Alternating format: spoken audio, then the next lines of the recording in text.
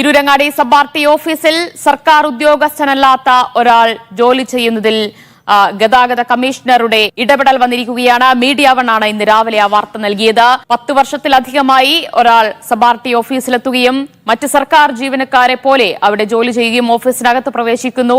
മറ്റുദ്യോഗസ്ഥരുടെ laptop അടക്കം ഉപയോഗിച്ചുകൊണ്ട് password ഉപയോഗിച്ച് ലോഗിൻ ചെയ്ത് മറ്റ് ജോലികളിലൊക്കെ ഏർപ്പെടുത്തുന്നതായുള്ള വാർത്ത മീഡിയ വണ്ണാണ് പുറത്തുവന്നത്.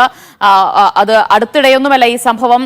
വർഷങ്ങളായി ഇയാൾ സമാനമായ രീതിയിൽ എല്ലാ ദിവസവും ഓഫീസിലെത്തുകയും ജോലി ചെയ്യുന്നതും ശ്രദ്ധയിൽപ്പെട്ടിട്ടുണ്ട്. അതിന്റെ ദൃശ്യങ്ങളും വാർത്തയുമാണ് മീഡിയ വൺ ഇന്ന് രാവിലെ പുറത്തുവിട്ടത്. വളരെ ഗുരുതരമായ ഒരു കുറ്റകൃത്യമായി തന്നെ കാണേണ്ടതാണ് ഇതിനെ എന്നാണ് പ്രതികരണം വന്നതും. അന്വേഷണത്തിന് ഉത്തരവിട്ടിരിക്കുകയാണ് ഗതാഗത കമ്മീഷണർ. സർക്കാർ ഉദ്യോഗസ്ഥനല്ലാത്തയാൾ ജോലി ചെയ്തതിന്റെ മുഴുവൻ വിവരങ്ങളും സമർപ്പിക്കണമെന്ന നിർദ്ദേശമാണ് ഗതാഗത കമ്മീഷണർ നൽകിയിരിക്കുന്നത്. തൃശൂർ ഡെപ്യൂട്ടി ട്രാൻസ്പോർട്ട് കമ്മീഷണറെ അന്വേഷിച്ച റിപ്പോർട്ട് സമർപ്പിക്കാൻ ഗതാഗത കമ്മീഷണർ ചുമതലപ്പെടുത്തിയിട്ടുണ്ട്. സർക്കാർ ഉദ്യോഗസ്ഥനല്ലാത്തയാൾ എത്ര ദിവസം ജോലി ചെയ്തു, എങ്ങനെ ആ ഓഫീസിലെത്തി തുടങ്ങിയ വിവരങ്ങൾ കൈമാറാനാണ് തൃശൂർ ഡെപ്യൂട്ടി ട്രാൻസ്പോർട്ട് കമ്മീഷണറെ ചുമതലപ്പെടുത്തിയിട്ടുള്ളത്. നമുക്ക് ഇപ്പോൾ ലഭ്യമാകുന്ന വിവരപ്രകാരം ഡെപ്യൂട്ടി ട്രാൻസ്പോർട്ട് കമ്മീഷണറും അതുപോലെ തന്നെ മലപ്പുറം ആർടിഒയും തിരൂരങ്ങാടി ജോയിന്റ് ആർടിഒയും അടക്കമുള്ള സംഘം ഇവിടെ എത്തി പരിശോധന നടത്തും.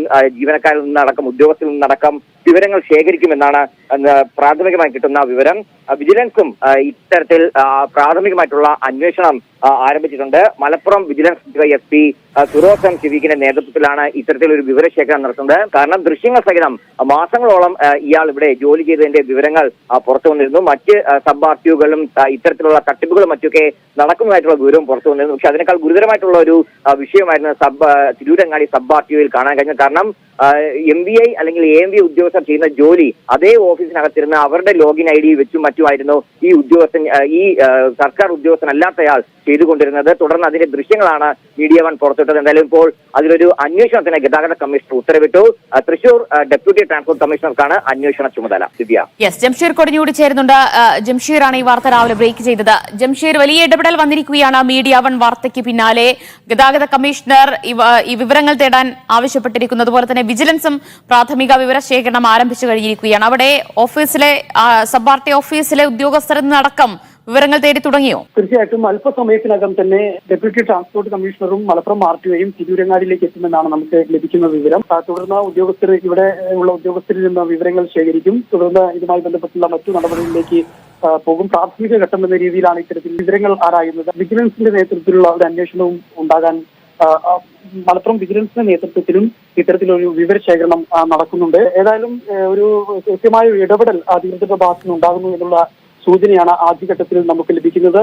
അല്പസമയത്തിനകം തന്നെ ഉദ്യോഗസ്ഥരുടെ നേതൃത്വത്തിൽ തിരൂരങ്ങാടി സബ് ആർടി ഓഫീസിൽ എത്തുകയും വിവരശേഖരണങ്ങൾ നടത്തുമെന്നാണ് ഇപ്പോൾ ലഭിക്കുന്ന വിവരം. മുൻപ് ഒരു അന്വേഷണം വന്നപ്പോൾ, ഒരു വിജിലൻസ് അന്വേഷണമോ മറ്റോ വന്നപ്പോൾ ഇയാളെ സംരക്ഷിക്കുന്ന ഒരു നിലപാടൊക്കെ ഉണ്ടായിരുന്നു. അയാൾ അവിടെ നിന്ന് മാറ്റുകയൊക്കെ ചെയ്തിരുന്നു. ഇത്തവണ ഇയാളെ സംരക്ഷിക്കുന്ന ഉദ്യോഗസ്ഥരും ഇയാളും കുടുങ്ങാനുള്ള സാധ്യതയുണ്ടോ? തീർച്ചയായിട്ടും അന്ന് ആ സമയങ്ങളിലൊക്കെ തന്നെ നേരത്തെ ട്രാൻസ്പോർട്ട് കമ്മീഷണറുടെ സ്ക്വാഡായിരുന്നു TC സ്ക്വാഡ് എന്നത്. ഇത്തരത്തിലുള്ള ഈ മോട്ടോർ വാഹന വകുപ്പിലെ അഴിമതികളും മറ്റും കണ്ടെത്തുന്നതിന് വേണ്ടി രൂപീകരിച്ച പ്രത്യേക സ്ക്വാഡായിരുന്നു ഈ ട്രാൻസ്പോർട്ട് കമ്മീഷണറുടെ TC സ്ക്വാഡ് എന്ന് പറയുന്നത്. ഈ TC സ്ക്വാഡ് ആയിരുന്നു ഒരു വേള ഒരേ സമയം തന്നെ ഒരു ഉദ്യോഗസ്ഥർ പുറത്ത് ജോലി ചെയ്യുമ്പോൾ തന്നെ അതേ ഉദ്യോഗസ്ഥരുടെ കമ്പ്യൂട്ടറുകളിൽ നിന്ന് മറ്റു ജോലികൾ നടക്കുന്നു എന്നുള്ളത് കണ്ടെത്തിയത്.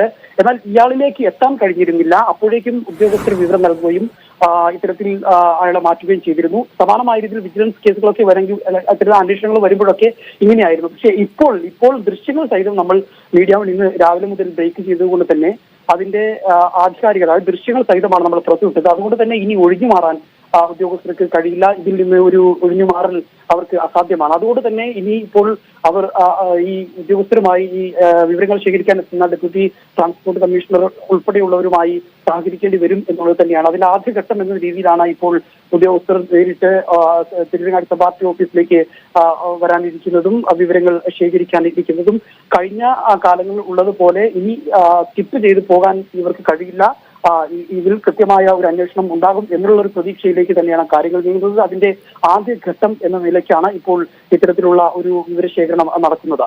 ഒരു സബ് ആർട്ടി ഓഫീസിലാണ് ഇത് നടന്നിരിക്കുന്നത്. 10 വർഷമായിട്ട് ഒരാൾ അവിടെ തൊഴിൽ ചെയ്യുന്നു. ഒരു പ്രാവശ്യം പിടുത്തം വീണു. ആ സമയത്ത് അവര് ഓരോ ന്യായീകരണങ്ങൾ പറഞ്ഞ പുള്ളി ഇതിന് മാത്രം ഇദ്ദേഹം ആരാണ് എന്നുള്ളതാണ് നമ്മുടെ ഏറ്റവും വലിയ ചോദ്യം. എല്ലാവർക്കും വേണ്ടപ്പെട്ടൊരു വ്യക്തിത്വം ഒന്ന് ആലോചിച്ച് നോക്കി. എന്തിനാണ് ഇങ്ങനെ ഒരാളെ നിലനിർത്തി ജോലി ചെയ്യിക്കുന്നത്? ഇപ്പം വീഡിയോ സഹിതം പുറത്ത് പോകുന്നുണ്ട്. ഇപ്പൊ ഇനി ഊരാൻ പറ്റാൻ സാധ്യത കുറവാണ്. ഇനി ദൃശ്യങ്ങൾ വ്യാജനാന്ന് പറഞ്ഞുകൊണ്ട് ഇനി ഇതിന്നും തള്ളിപ്പോന്നുള്ളത് കണ്ടറിയേണ്ടി വരും. കാരണം മൂളിപ്പിടിപാടുണ്ടപ്പെട്ട ആൾക്കാർ ഭരണപക്ഷത്തുണ്ടെന്നുണ്ടെങ്കിൽ ഭയങ്കര പ്രശ്നമാണ്. ഒരു ചോദ്യമാണ്, എന്തിനാണ് ഇയാളെ ഇത്രമാത്രം താങ്ങി നിലനിർത്തുന്നത്? അതിന് മാത്രം ഇയാൾ ഈ ഇന്ത്യക്ക് വേണ്ടി എന്താണ് ചെയ്തിരിക്കുന്നത്? അല്ല അദ്ദേഹത്തിന് എത്ര നാളോട് നിലനിർത്തിക്കോളാം എന്നുള്ള കടപ്പാടും ഈ RTO ഓഫീസിലെ മറ്റ് ജീവനക്കാർക്ക് ഉണ്ടോ ഇല്ലയോ എന്നുള്ളതാണ് നമുക്കറിയേണ്ടത്. വിജിലൻസിന് കൈമാറും എന്ന് പറയുന്നുണ്ട്. ഈ കണ്ടറിയേണ്ട വരും എന്തൊക്കെയാണ്. അല്ലെന്നുണ്ടെങ്കിൽ ഇത് ഈ വാർത്ത കൊണ്ട് ഇത് അവസാനിക്കുമോ, അല്ലെന്നുണ്ടെങ്കിൽ മുമ്പോട്ട് തുടർ വാർത്തകളായിട്ട് മുമ്പോട്ട് വരുമോ എന്ന് നമുക്ക് കണ്ടറിയാം. വീഡിയോ ഇഷ്ടപ്പെട്ടെങ്കിൽ ലൈക്ക് ചെയ്യുക, ഷെയർ ചെയ്യുക, സബ്സ്ക്രൈബ് ചെയ്യുക. Okay, bye, take care.